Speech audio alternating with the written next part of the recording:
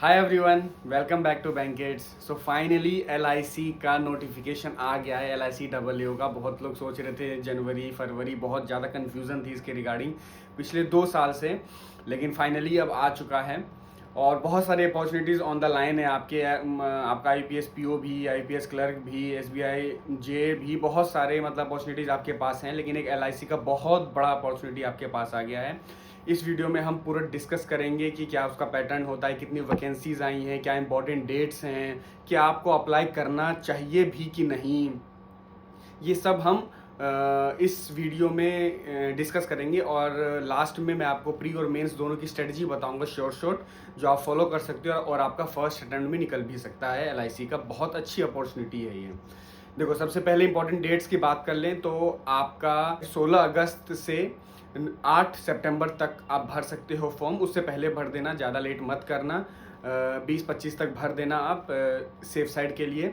और प्री और मेंस की बात करें तो आपका जो प्री है इसका डेट फिक्स हो चुका है। प्री का जो डेट है आपका 3 अक्टूबर 2025 और मेंस का डेट है जो 8 नवंबर 2025। ये अच्छा किया है कि इन्होंने फिक्स कर दिया डेट्स। ठीक है, डेट्स का आप कंफर्म हो गया। अब एलिजिबिलिटी की हम बात कर लेते हैं। सबसे पहले आप किसी भी स्ट्रीम से अगर ग्रेजुएट हो तो आप भर सकते हो, इसमें कोई प्रॉब्लम नहीं है। हाँ, एज की आपकी मिनिमम 21 है और मैक्सिमम 30 है, जो एज यूजुअल बैंक में होती है। और दूसरी चीज़ बात कर लें वैकेंसीज, इसमें 350 वैकेंसीज़ हैं।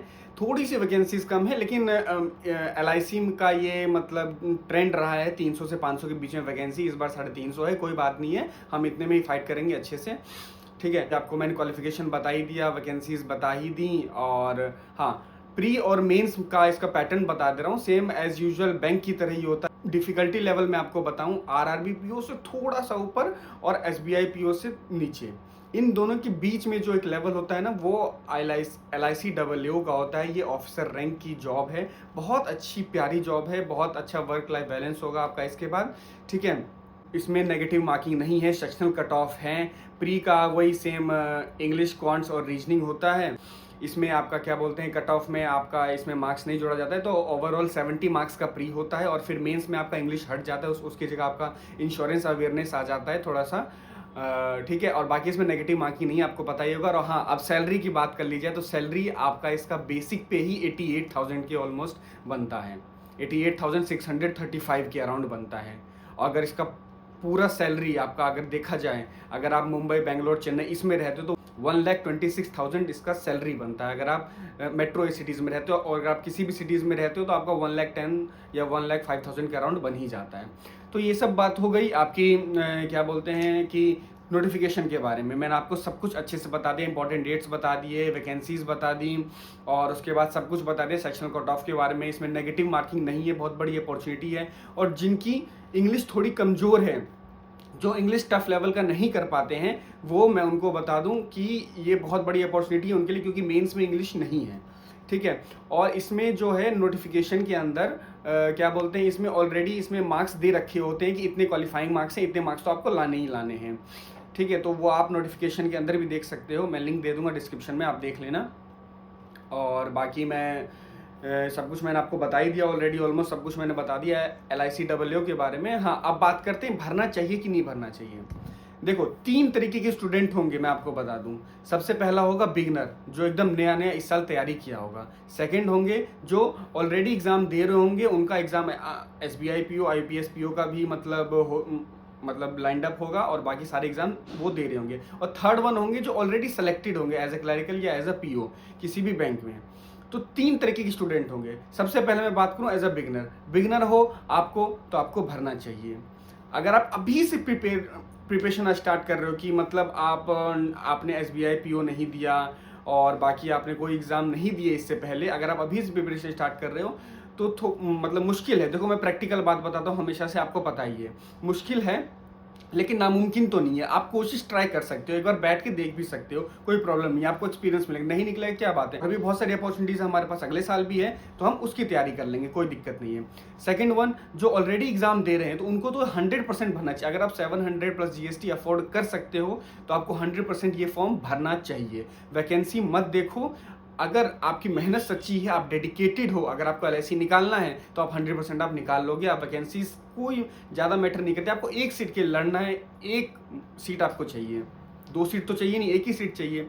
और थर्ड वन जो ऑलरेडी सिलेक्टेड हैं तो वो उनका अगर मन चाहे तो वो भर सकते हैं, नहीं तो वो नहीं भी भर सकते हैं। अगर उनको लग रहा है कि मेरी जॉब सेटल्ड है, मैं रहना चाहता हूँ ऐसे ही, तो ठीक है, कोई बात नहीं, अपने अपने प्रेफरेंसेस होते हैं लोग के। लेकिन एलआईसी एक बहुत बड़ी ऑर्गेनाइजेशन है, बहुत लोग इसमें काम करना चाहते हैं, तो इसीलिए अगर आपको भी भरना है तो आप भी भर सकते हो। तो ओवरऑल मैं बताऊं, जो 700 प्लस जीएसटी अफोर्ड कर सकता है उसको भरना चाहिए, चाहे वो बिगनर हो, चाहे वो मतलब रिपीटर हो, और चाहे वो ऑलरेडी सिलेक्टेड हो। जिसको भरना है आप भर सकते हो, क्योंकि ये बहुत बड़ी अपॉर्चुनिटी है, ऑफिसर लेवल की जॉब है, बहुत अच्छी जॉब है एलआईसी में। बहुत लोग चाहते हैं, क्योंकि बहुत टाइम से इसकी नोटिफिकेशन का भी वेट किया जा रहा था और नहीं आ रहा था। अब अचानक से एकदम किसी अनएक्सपेक्टेड, किसी को पता भी नहीं था कि आज आएगा और आ भी गया। चलो अच्छी बात है। और अब बात करते हैं कि इसकी स्ट्रेटजी क्या रहेगी, इसके लिए क्या अलग से प्रिपरेशन करें, क्या एलआईसी मतलब इंश्योरेंस एग्ज़ाम और बैंकिंग एग्ज़ाम क्या अलग अलग होते हैं, क्या इसके लिए कुछ अलग करना पड़ता है। देखो, साफ सीधी मतलब क्लियर कट में आपको क्रिस्टल क्लियर बता दूं, कुछ अलग नहीं करना पड़ता है। बस मेंस में एक इंश्योरेंस सेक्टर होता है, उसको थोड़ा सा अलग पढ़ना पड़ता है। वो आप पीडीएफ के थ्रू या किसी चीज़ के थ्रू वो आप पढ़ भी सकते हो, उसका कोई प्रॉब्लम नहीं है। प्री में वैसे ही सिंपल आपका रीजनिंग, क्वांट्स और इंग्लिश आता है, जैसे कि मैंने आपको बताया। और इसका लेवल भी मैंने आपको बता दिया। आरआरबी पीओ मतलब 19 है और एलआईसी 20 है, मतलब उसी के ऑलमोस्ट लेवल पे रहता है, थोड़ा सा ऊपर आप मान सकते हो, क्योंकि ये भी ऑफिसर लेवल की जॉब है।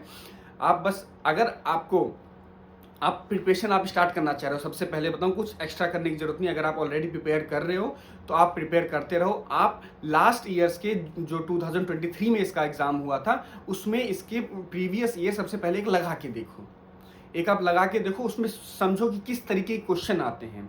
कट ऑफ इसकी एनालिसिस करो, मैं कट ऑफ की वीडियो भी बहुत जल्दी लाऊंगा, ठीक है। कट ऑफ इसकी एनालिसिस करो कि लास्ट ईयर कट ऑफ क्या थी, 2023 में कट ऑफ क्या थी, और उसके जो प्रीवियस ईयर पेपर हैं पहले वो लगा के देखो कि किस तरीके के क्वेश्चन हैं, ठीक है। तो प्रिपरेशन में सबसे पहले आप एक प्रीवियस ईयर का क्वेश्चन पेपर लगा लिया, आपको एक मतलब रेंज मिल गया कि इस रेंज में इसके क्वेश्चन आते हैं। तो उस तरीके से आपको प्रिपरेशन स्टार्ट करनी है। कैसे? आप किसी भी एजुकेटर को पकड़ो, आप उनकी वीडियोस देखो, एलआईसी के जो भी वो मतलब प्रिपेयर करवा रहे हैं, और अगर नहीं भी करवा रहे हैं तो आप आरआरबी पीओ लेवल, और अगर एसबीआई पीओ और आईबीपीएस पीओ की अगर आप तैयारी कर रहे हो तो आपकी साइमल्टेनियसली आपकी एलआईसी की प्रिपरेशन हो रही है, एलआईसी डब्ल्यू की प्रिपरेशन आपकी हो रही है। तो फिर इसमें ज़्यादा कुछ 3-5 करने की जरूरत है नहीं, प्रैक्टिकल अप्रोच बता रहा हूँ। अभी ज़्यादा मॉक लगाना नहीं है, अभी पहले कॉन्सेप्ट डेवलप करो। जो बिगनर्स भी हैं कॉन्सेप्ट पे ध्यान दो, जो भी सिलेबस है वो बैंकिंग से ही मिलता है, तो आप क्वांट्स, रीजनिंग, इंग्लिश आप तीनों एक साथ लेके चलो। 2 घंटा क्वांट्स, 2 घंटा रीजनिंग और 1 घंटा इंग्लिश, आप इसको दो। साथ के साथ आप मौका लगाते चलो, जिससे कि आपको पता चले कि मेरी प्रिपरेशन कहाँ तक पहुँची है। और जब एक लेवल पे आ जाओ 70%, 75% आपका प्रिपरेशन हो जाए, उसके बाद आप मॉक रेगुलर लगाना स्टार्ट कर दो। इसका अक्टूबर में प्री है और नवंबर में मेंस है, ठीक है। अभी आप ऑलमोस्ट हमारे पास अगर हम मान के चलें तो 50 to 55 डेज हमारे पास बच रहे हैं। 50 डेज हम मान के चलते, 50 डेज में अगर आप मैं बताऊं 20 और 10, फर्स्ट 20 डेज में आप बेसिक कॉन्सेप्ट क्लियर करो, नेक्स्ट 20 डेज में आप रेगुलर मॉक लगाओ, और लास्ट के 10 डेज में आप मॉक की इंटेंसिटी बढ़ा सकते हो। पर डे 3 मॉक या 4 मॉक दे सकते हो आप। तो ये चीज़ मैंने 20-20-10 के आप को डिवाइड कर दिया। और हाँ, अब बारी आती है मेंस की। मेंस के लिए मैं आपको क्लियर बताऊं, मेंस में जो आपको करना चाहिए कि जैसे आप प्री की प्रिपरेशन कर रहे हो, तो एक लेवल अप के लिए अगर आपको नहीं मिल रहा है, कोई मतलब रेंज नहीं मिल रहा है कि हम कौन से मेंस की प्रिपरेशन करें, तो आप आरआरबी पीओ मेंस की आप प्रिपरेशन करो, तो आपकी एलआईसी डब्ल्यू मेंस की भी प्रिपरेशन हो रही है। इंश्योरेंस अवेयरनेस आप पढ़ते रहना, जब आपका प्री का सिलेबस कंप्लीट हो जाए उसके बाद आप पढ़ना स्टार्ट करना। और साथ के साथ करंट अफेयर्स भी लिखते रहना, जो आप नॉर्मल बैंकिंग में करंट अफेयर्स लिखते हो, बस उसमें थोड़ा सा फाइनेंशियल सेक्टर और इंश्योरेंस सेक्टर पर ज़्यादा आप ध्यान देना, वो आपकी हो जाएगी। और मेंस के मॉक आप प्री के एग्जाम के बाद जस्ट आप लगाना स्टार्ट कर सकते हो। तो ये रही एक स्ट्रेटेजी, ये एक बिगनर्स के लिए स्ट्रेटेजी थी। और जो ऑलरेडी प्रिपेयर कर रहे हैं, already IBPS PO, SBI PO, IBPS CSA, SBI JA, इन सब की प्रिपरेशन कर रहे हैं, तो उनको ज़्यादा कुछ करने की जरूरत नहीं है। वो जैसे डेली प्रिपेयर कर रहे हैं, साथ में एक एलआईसी का मॉक दे देंगे, खत्म बात, कहानी खत्म। बस आपको उस रेंज में रहना है। आप पहले कट ऑफ देख लेना कि कितनी कट ऑफ की, उतने आपके मार्क्स आ रहे हैं कि नहीं, परसेंटाइल 90 अबव आ रहे हैं कि नहीं, एक्यूरेसी आपकी 90 अबव रह रही है कि नहीं, ये सब बस आप देखते रहना। और मॉक एनालिसिस कैसे करना है वो मैंने बहुत बार बता चुका है वीडियो में, आप देख सकते हो, ठीक है। और कमेंट सेक्शन में मुझे जरूर ये बताना कि आप फॉर्म फिल कर रहे हो कि नहीं कर रहे हो, और कोई भी आपकी क्वेरी रहती है या किसी टॉपिक पे आपको वीडियो चाहिए होता है तो कमेंट सेक्शन में जरूर आप लिखा करो। और वीडियो अगर अच्छी लगा करे तो 100% लाइक करो। पढ़ाई अच्छे से करो, धुआंधार एकदम पढ़ाई अच्छे से जारी रहनी चाहिए। बहुत सारे जो अपॉर्चुनिटीज़ हैं वो आपकी लाइंड अप हैं। और बाकी तब तक के लिए पढ़ते रहो और बढ़ते रहो।